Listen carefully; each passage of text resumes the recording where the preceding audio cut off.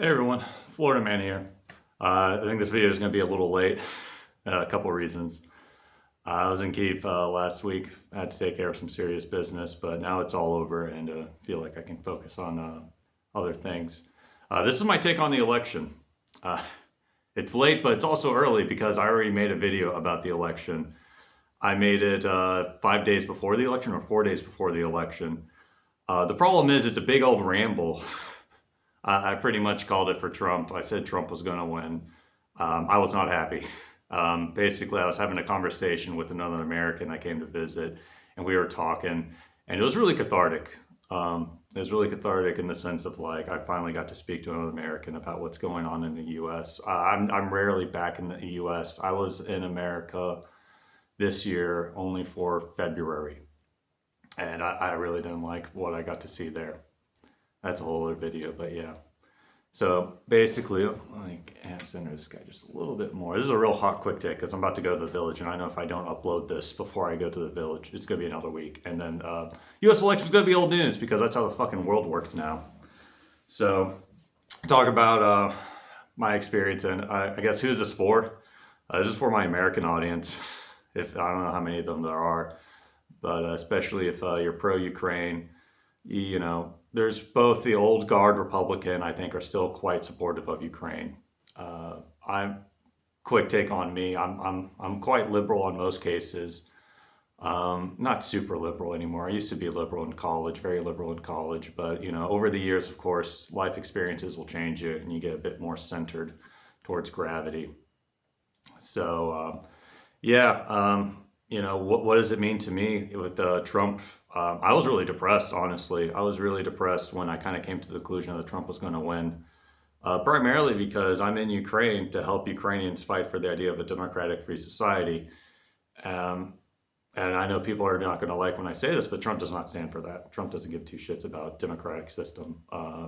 January 6th is all I got to say. If you don't come to understand that Trump was behind January 6th and he tried to overthrow a fair and free election, there's no way I can, you know, have there's no debate there. There's nothing to it. It's an incomprehensible thing to not understand that Trump was behind that.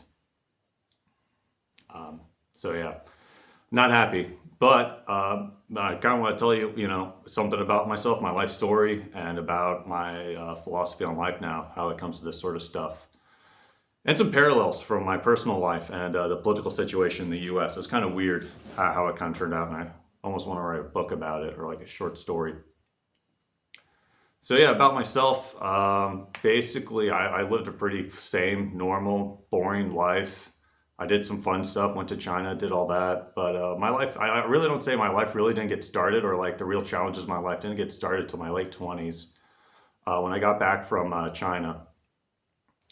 Basically, I found out my mom was sick, and we had no idea what was wrong with her. When I got back from China, she was walking with a cane, and I thought that was really weird. She wasn't fit. She definitely was overweight, but it was just odd to see someone, you know, in their late 50s or mid 50s. I'm trying to remember. Gosh, she must have been late 50s. Yeah, it was late 50s almost. And she was walking with a cane, and that we just thought that was kind of odd. You know, it took her forever to walk anywhere. It was really hard for her to move, and she was visiting me and my ex-fiance in Georgia at that time. And I was like, oh, this is odd. So then I kind of lived my life again in Georgia with my ex. We were together at that time.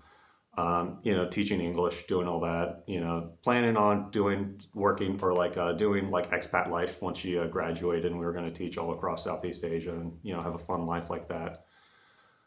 But then basically, yeah, mom was not getting better. She kept getting worse, and we couldn't figure out what was the problem. Eventually, we decided that there might have been a spinal issue. She had a car accident a while ago, whiles ago. So we thought maybe there's a pinched nerve, degenerative nerve that's happening that's causing her issues with her movement, and there was other problems as well. So we went through the surgery. I returned back home, went back to Florida, take care of her.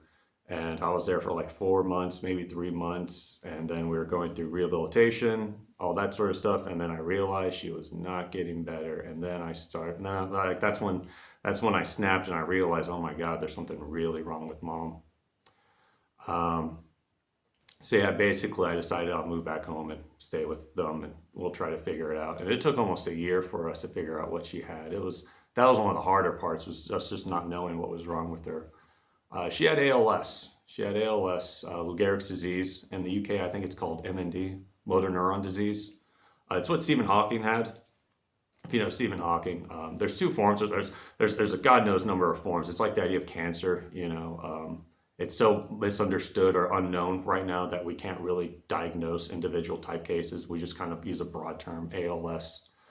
So she has ALS. If you don't know, it's a guaranteed death sentence. There is no 1% chance of survival. There is no surgery. There is no medicine. It is a guaranteed death sentence, usually within 2 to 3 years, even shorter. Sometimes it lasts a lot longer. Sometimes it's shorter.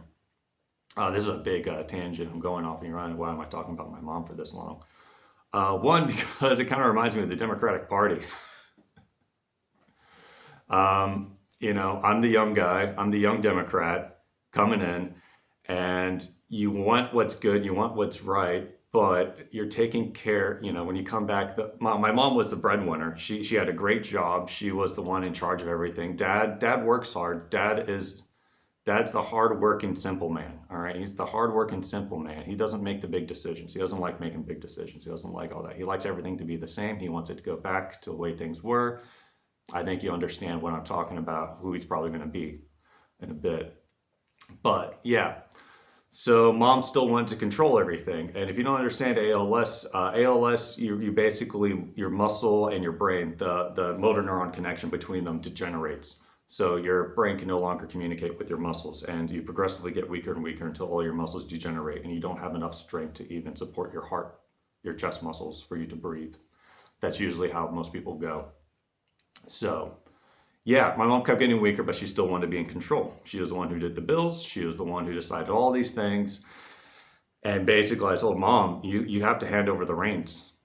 You have to hand over the reins. You are no longer capable of doing all this. I was pretty much doing her job for her. She was a personal accountant for some wealthy person in Palm Beach, so I ended up doing it for her pretty much. And we'd fight sometimes because I have a way of doing things. She has a way of doing things, and usually for me, I just need to know why I'm doing something for me to do it.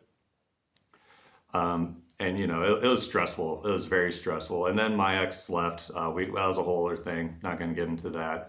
So yeah, terminally ill mom, ex-fiance, quit my job, a whole nother place, new place, returned back home. No, all my old friends left. So yeah, it just, there we go. Yeah, it was not fun. That was not a fun year. That was probably the hardest year of my life. And I honestly wouldn't be in Ukraine if I didn't have that life experience. I would not be here if I didn't have to go through all that, because that's what I look back to now as in like my moment of like, this is nothing. This is nothing. But yeah, so handing over the reins, you look at the Democratic Party, man, fuck Biden. It took him so long. Just think if he gave up the reins, a month or 2 months earlier and they had a proper primary for the Democrats. Would have been a rush primary, but still there would have been a primary. Yeah, it's like the old guard, it's like she didn't want to hand over the reins for so long. And it was very stressful because you just kind of had to let her hold on to it until she messed up big time. And then when she messed up, you had to clean up the mess. And so that's where we are, guys. And here's another point too. I don't like talking politics on YouTube because my thing is Ukraine. I'm pro-Ukraine. That's my main thing. I don't get anything by bashing political shit in the U.S. Oh my God. Sorry, guys, with the lighting here. Trying to get it right. You gonna stay lighting? Here, I'm trying to set it. You gonna stay right there? No, this is my only take, guys. I only get one take on this because I gotta head out to the village later. I gotta upload this while I'm in the city. But yeah, we had to freaking, I had to write it out. I had to write it out till she died. I think we're at the point where so I thought the Republican Party was going to freaking have a schism after Trump. After January 6th, I thought they were going to do some soul searching and realize, man, we've kind of coddled some toxic elements, and we have not properly dealt with them. Now it's the Democrats. The Democrats have a different issue. It's the old guard. People are tired of the same shit. They want something different. They want aid for, I'm tired of the old shit. Biden's primary thing was to make sure Ukraine didn't expand into something bigger. He didn't seek for resolution. I think that's always been my issue right now is that like the current status quo, the US is like the hegemonic power. They're the top guys. Usually always the hegemonic power wants the status quo. They don't want to upset things because they don't know what's going to happen. The dice roll is probably going to turn out. It could turn out worse. It could turn out better. It could turn out worse. But if you're already winning, why roll the dice? Why roll the chance? It looks like the U.S. is about to roll some dice, all right? I have no idea where these dice rolls are going to go. I'm not going to be prophetic and say that Trump is the end of the democratic system in the U.S., but oh boy, for Ukraine's help, I don't know.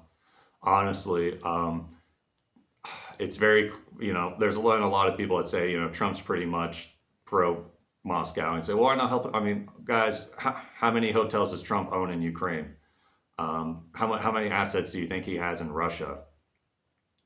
He's a very zero sum game sort of guy. If it doesn't benefit him immediate, that's it pretty much.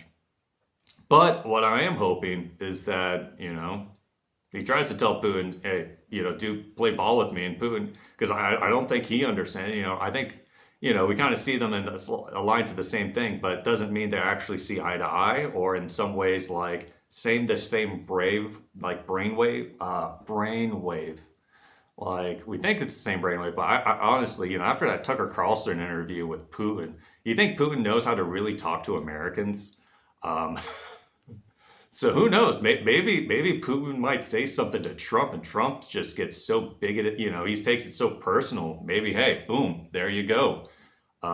Ukraine might get a new friend just because of some shit Putin did to Trump. Who knows?